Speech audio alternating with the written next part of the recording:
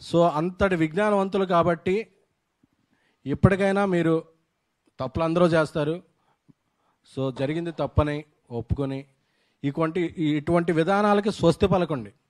అంతేగాని వ్యక్తిగత విధానాల్లోకి వెళ్ళిపోతాం, జీవితాల్లోకి వెళ్ళిపోతాం, జర్నలిస్ట్ అసోసియేషన్ల మీద కంప్లైంట్ చేస్తాం, మీడియా మీద కంప్లైంట్ చేస్తాం, సెలబ్రిటీల చావు పుట్టుకలు నిర్ణయిస్తాం, వాళ్ళ వివాహ వేదికలు వివాహంలో బ్రేకప్లు అన్నీ నిర్ణయిస్తాం అనే మీరు వెళితే తప్పనిసరిగా ఈసారి అందరి నుంచి ప్రతిచర్య ఉంటుంది. ఎందుకంటే ఏదో ఒక చోట దీన్ని ఆపకపోతే వేణుస్వామిని రేపు ఒకసారి రామస్వామి రావచ్చు, గురుస్వామి రావచ్చు, ఇంకో స్వామి రావచ్చు, ఇంకో వెంకటప్ప రావచ్చు, ఎవరు రావచ్చు, అందరూ ఇదవుతాయి.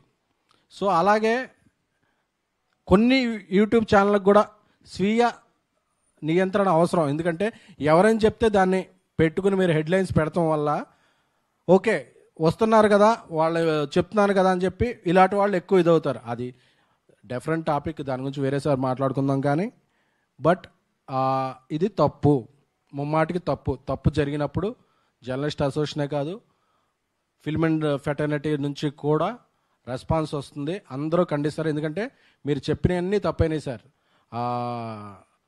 పవన్ కళ్యాణ్ గారు అసలు గెలవరు అని చెప్పారు. అది ఎంత ఇదైందో ఆయన ఇప్పుడు ఎక్కడున్నారో తెలిసింది.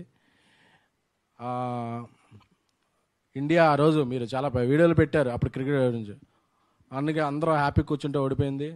అలాగే ప్రభాస్ గారి సినిమాలు అస్సలు ఆడమని చెప్పారు. చాలా అభిమానులు, అసలు ప్రభాస్ గారు ఎప్పుడో ప్రెస్ మీట్ రారు, సోషల్ మీడియాలో ఉండరు, ఆయన పెద్ద యాక్టివ్గా ఎవరితో ఇదవరు, ఆయన పని ఆయన చూసుకుంటారు.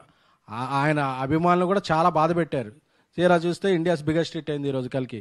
సో ఇవన్నీ కూడా మీరు ఎన్ని తప్పులని తెలిసినా ఇక పెళ్ళిళ్ళు వీటిలో కూడా అంటే ఏదో ఒకటి నిరూపించుకోవాలని చెప్పి ఒక 3 ఏళ్ళు టైం పెడితే 3 ఏళ్ళలో డిస్కషన్ పాయింట్ అవుద్ది. కానీ ఇలాంటివి చేయకండి సార్. ఎందుకంటే జ్యోతిష్య శాస్త్రమే కాదు, ఏ పురాణాలు, ఏ ఇతిహాసాలు, ఏ భారతం, ఏ రామాయణం, ఏ శాస్త్రం కూడా మనిషిని మనిషిగా గౌరవించు, వీలైతే మంచి చేయంటే తప్ప అతను చావు పుట్టుకలు నువ్వు చెప్పలేవు.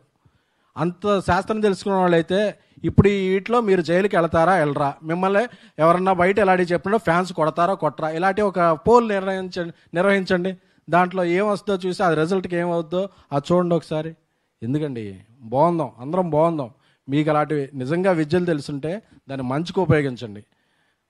అంతేగాని మీ పాపులారిటీకో మీ బ్యాంక్ బ్యాలెన్స్ పెంచుకుంటాకో మీడియాలోని కొందరు వ్యక్తుల మీద చేస్తే మీడియా సంఘటితంగా ఉంటుంది, జర్నలిస్టులు సంఘటితంగా ఉంటారు, ఫిల్మ్ ఇండస్ట్రీ సంఘటితంగా ఉంటుంది, పరిణామాలు చాలా తీవ్ర స్థాయిలో ఉంటాయి. Thank you.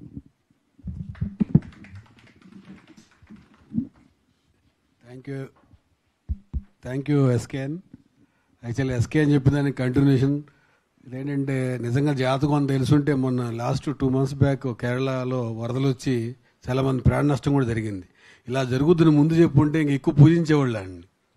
అదేవిధంగా ఇప్పుడు మనం కంప్లైంట్ చేసి ఆయన జాతకాలు చెప్పొద్దు, ఇలా బయట ఏం చేయొద్దని మనం ఆయన ఆదాయానికి అందరికి మేము నెగిటివ్గా చెప్పలేదు. నువ్వు సెలబ్రిటీల మీద పర్సనల్ లైఫ్లో పబ్లిక్లో డిస్కస్ చేయొద్దనే విషయం కంప్లైంట్ చేశాం. అదేవిధంగా నేను ఆయన వీడియో పంపించి అన్ని చేయడం డైరెక్ట్ పోలీస్ స్టేషన్కి కంప్లైంట్ ఇవ్వచ్చు కదా, ఇలా మీడియా నన్ను బ్లాక్మెయిల్ చేస్తుందని. ఇప్పుడు నువ్వు చెప్పావు, మేము వెళ్ళి పోలీస్ స్టేషన్ కంప్లైంట్ ఇచ్చాం, సోషల్ మీడియాలో చెప్పలేదు. అది మన క్రెడిబిలిటీ అండ్ రియాలిటీ. ఎందుకంటే మన చట్టాన్ని